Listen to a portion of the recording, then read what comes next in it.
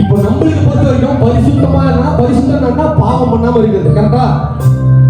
உலகமும் வானமும் தோற்றம் எடுப்பதற்கு முன்பதாக பிதா, குமாரன், பரிசுத்த ஆவி இவர்கள் மூவரும் இருந்தார்கள். இவர்கள் மூவரும் பாவம் பண்ணிட்டு இருந்தாங்களா இல்ல பரிசுத்தமா இருந்தாங்களா? எப்படி நீங்க பரிசுத்தம் சொல்ல முடியும்? ஏன்னா உங்களுக்கு பொறுத்த வரைக்கும் பாவம் செய்யாம இருந்தாதான் பரிசுத்தம் அர்த்தம். அப்ப இயேசு, பிதா, குமாரன் பாவம் பண்ணிட்டு இருந்தாங்களே, இப்ப நீங்க பரிசுத்தம் இருக்கீங்களா? அப்ப இயேசு, பிதா, குமாரன் பாவம் பண்ணிட்டு இருந்தாங்களா? பரிசுத்தமா இருந்தாங்க. ஆமா தானே?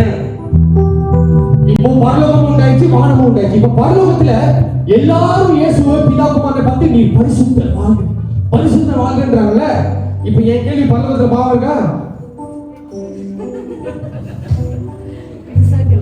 பரலோகத்துல பாவம் இருக்கா இல்லையா? ஏன்னா பாவம் செய்யாம இருந்தாலும் பரிசுத்தம் நம்மளுக்கு பொறுத்த வரைக்கும், அவங்களுக்கு பொறுத்த வரைக்கும் வெளியே இருக்கிறவங்க. இப்ப என் கேள்வி என்னன்னா, பரலோகத்துல பாவம் இருக்கா? ஏன்னா பாவத்துக்கு ஒப்போசிட்டா பரிசுத்தம்.